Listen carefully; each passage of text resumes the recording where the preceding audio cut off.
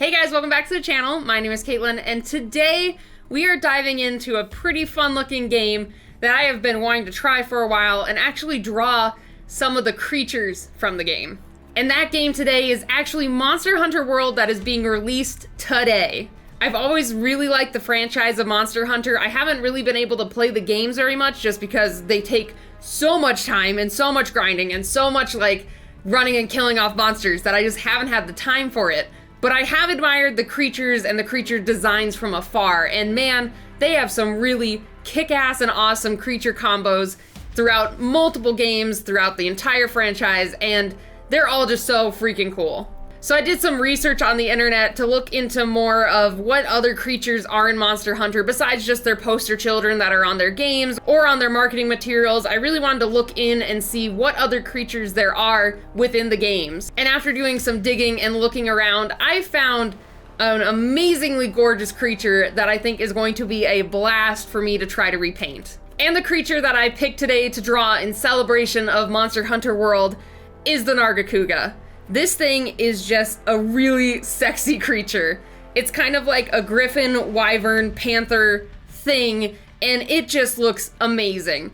I watched some of the animations that are online of this creature from the different games, and I just absolutely love the afterglow that the eyes leave, the way that it moves and like stalks its prey, and it's just this really cool hunter of the night creature. It's just amazing. I really, really like this. So none of this is paid sponsorship at all, but I had to do something for Monster Hunter because they have some really cool creatures, and on top of it, I have been taking a lot of skills share classes to try to improve my painting skills, and I thought, what better way to try to apply the new painting skills that I've acquired than drawing a really, really cool creature. So I'm gonna go ahead and jump in and do a new sketch of this creature in a more dynamic and interesting action pose, and then color it and give it some life, and then we will be done. I'll see you guys in a little bit.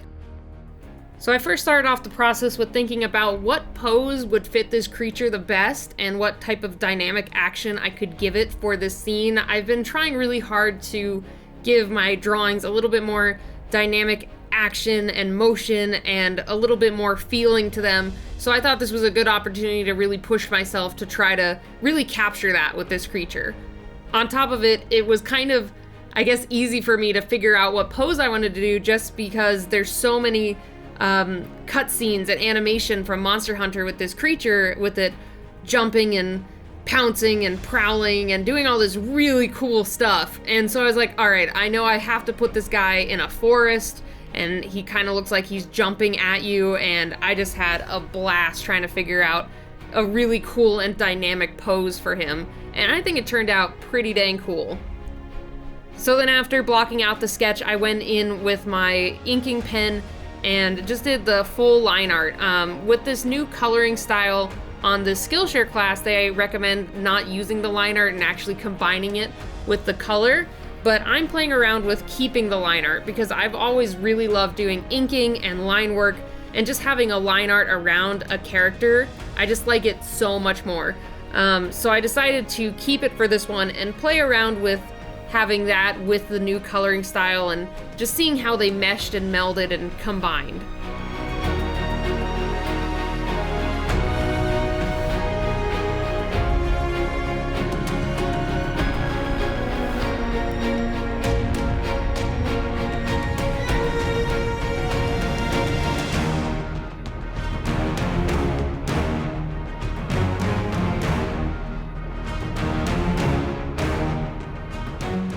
And this guy's line art was a lot of fun to do. He had so many little scales and bumps and texture all over him, and it was just a blast to add all of that in.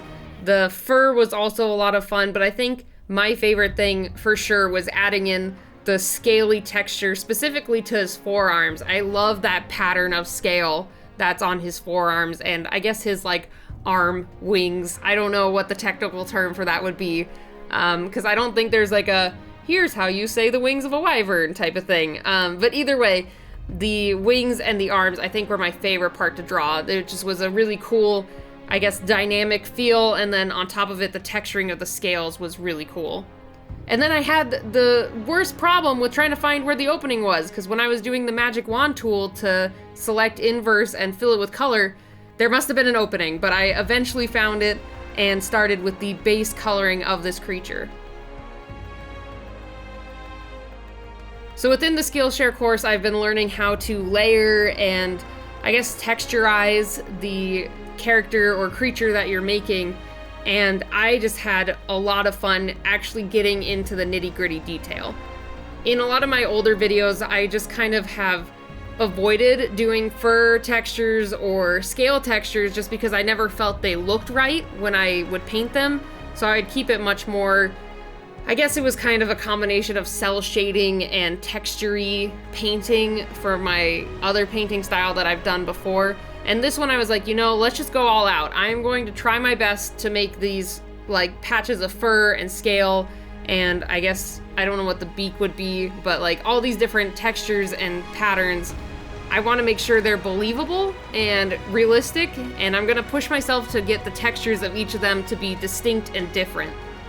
And through my class, I've learned a lot on, I guess, how to convey those textures and patterns and how light hits it and how you can really sell the illusion of it being hair or scales or some type of hard surface or even flesh, like different things like that. I've been learning a lot.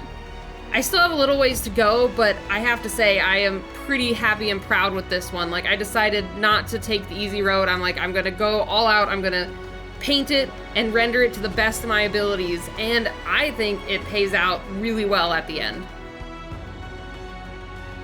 And going along with that, this painting does take me a little bit longer, but was also faster. I don't know how to explain it, but I think just knowing what I was going for and just going for it helped me eliminate some of the extra time that I've spent on other paintings, like over refining it and like going back and fixing things. But with this one, I kind of knew what I wanted to go for, so I just went for it. And in total, I think this painting took around 4 to 5 hours, I think. Maybe closer to 6. It was between 4 to 6 hours. But it was spread over a couple of different days, a couple of different painting sessions. But either way, it turned out awesome. And it was a lot of fun to do. Like, adding in all these textures and pushing myself to try different things was really a blast. And I'm looking forward to painting some more monsters and characters for you guys, because I'm going to keep trying to push myself and keep trying this out. And, you know, you're just going to grow each time you try something different or try a different style or technique or something that you're not used to. If you push yourself to do that, you'll grow from that and become even better. And I could for sure see it in this one. And I'm sorry I keep gushing with you guys, but I was really excited with this overall piece and how it was turning out. Another thing I want to point out is I kind of picked where my lighting was going to come from right at the beginning. I know I wanted the face to still be somewhat highlighted, so I wanted the light to come in from left to right. So as you can see, I've already kind of blocked in some shading along with where the highlights are on the scales and the fur. I wanted to make sure to really cement that in. Usually what I would recommend is at least getting some background in or maybe laying in a darker color behind so you can really see those shadows, but I think I just got too engrossed with this creature and I just got too excited to lay in all these colors and just see where it went. So like I said, I put in a dark background to really convey the night forest, and then I started building from there. I wanted to make sure that we had some really nice highlights for the background, and at first I struggled with figuring out where I wanted the lighting to come through these trees and where I wanted it to hit. And I at first started with it all on the left and left the right a little bit darker, but it just didn't feel right and it just felt really unbalanced. So I was like, you know, I think the lighting would still come through the trees. It could be more prominent on one side, but it still would come through at least a little bit. So after laying in some more highlights and such to the right, it felt a lot more balanced and the whole piece really started to come together, and it just, I love it. I love it so much.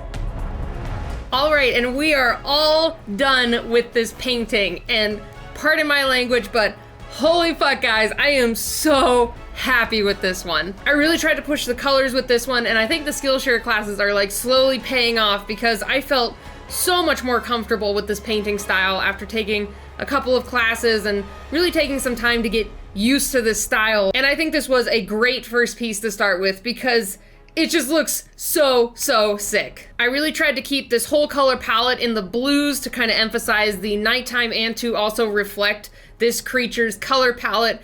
And I think it also really helps the reds really pop, especially with the afterglow of the eye. And God, guys, I love this. It's really cool. I also wanted to let you guys know that this is going to be the Photoshop file of the month over on my Patreon. You can download the Photoshop file, see all of these multiple layers I used, and kind of see how I layered it and figured out this piece as a whole. So if you would like to become a patron and get this Photoshop file for yourself, go over to patreon.com/KMcCaigue. So thanks again, guys, for stopping by and checking out this video. And if you aren't already, you can go and hit that subscribe button. I have new videos every week. And if you like Monster Hunter, I'd love to hear what your favorite monster is from Monster Hunter. I might try to do a couple other paintings of Monster Hunter creatures because they're just so freaking epic. And then on top of it, I am planning on buying the game. I don't know when because I have a couple goals I want to get to this month and I don't want a game distraction. But one of these days I am going to own that game and I am going to play the crap out of it. I mean, I was already sold when, you know, Monster was in the title. I mean, what can I say? I'm a monster girl. So besides that, I look forward to hearing what your guys' favorite monster is, and thanks again so much for stopping by, and I'll see you guys next time. Bye, everybody.